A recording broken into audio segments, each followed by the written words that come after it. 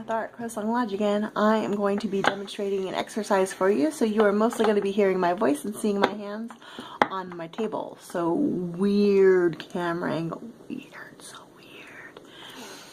Anyway, so I've had this on my list for a really long time to do, and it's one of the psychic development exercises that I used to use a lot when I was a kid.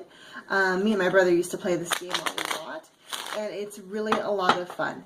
Now, based on statistics,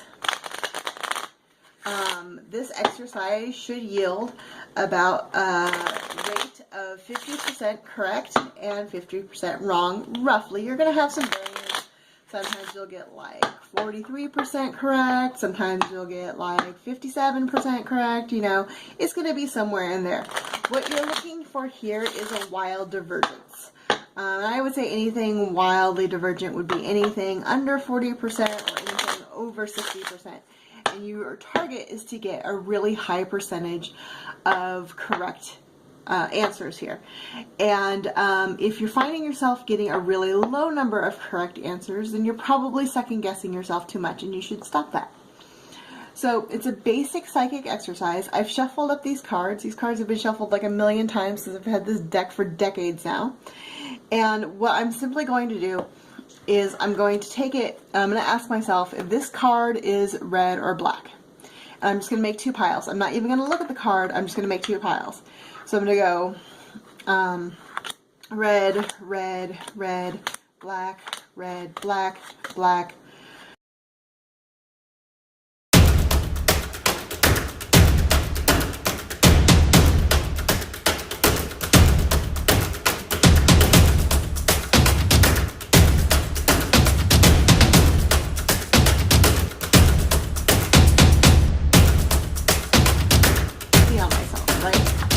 So this is my red pile and this is my black pile. So now I'm going to make two more piles. They're going to be the correct and the wrong pile. Okay? So I'm going to turn this deck over. This is supposed to be all the reds, right? So red cards go here, black cards go there.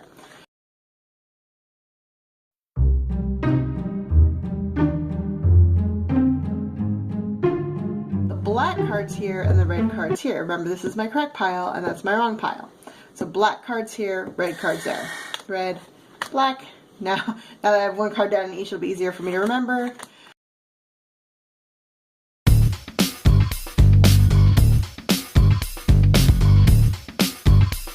So I've got my two piles. This is my correct pile, this is my wrong pile. There's 52 cards in your standard playing deck.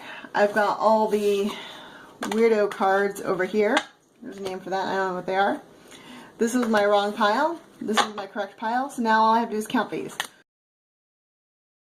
1, 2, 3, 4, 5, 6, 7, 8, 9, 10, 11, 12, 13, 14, 15, 16, 17, 18, 19, 20, 21, 22. So I got 22 out of 52 correct. With my mouse, I'm pulling up my calculator because I don't do math in my head. Mostly because I'm lazy and my cell phone is busy right now. I have to tell my computer that I'm looking for the regular calculator and not the numerology calculator. So what did I say, like 22? So I'm going to recount while floating. 2, 3, 4, 5, 6, 7, 8, 9, 10, 11, 12, 13, 14, 15, 16, 17, 18, 19, 20, 21, 22. Yes. And it crashed instead of starting my calculator. Okay, so I take 22 and I divide it by 52 and I get 0.42307692307692331, and I round that to, I bring the decimal point over 2 places to the right, so that gives you 42.3. I round that down. I have a correct percentage of 42%. That's in the realm of normal. So I would go back and repeat the exercise again and again and again and again until I got really good at it, and that's how I would practice one of my psychic skills. This is a form of far-seeing rather than predictive. If you want to change this exercise into a predictive exercise, what you're going to do instead is you're going to take a piece of paper, and I'll demonstrate this later, but if you want to make it predictive, you're going to number a piece of paper 1 to 52, and you're going to write down, you're just going to leave the deck over here, you're going to number down 1 to 52 and write R or B all the way down for all numbers, then you're going to shuffle, and then you're going to see if you predicted the correct outcome of the deck shuffling. Now, if you get really, really good, you're going to challenge yourself even more, right? Because we have 2 colors, but we have 4 suits. So then I'm going to go diamonds, hearts, club, spade. Okay? Obviously, I'm nowhere good enough to do this. It's the same system, but you're going to be using 4 stacks instead. So if you get really good at red and black, you can graduate to by suit. You can also, of course, do this with tarot cards, but instead of, the math gets a little wonky, and I would remove the majors from the deck because that's going to throw everything off and be weird. But yeah, so you can kind of do that too there. So that's kind of a fun exercise to do just to practice your psychic skills. And I would love to see what your scores are, and I would love to see them over time. So if you try this out, I would love to hear it. Now, from my personal experience, the more I do this, the worse I get.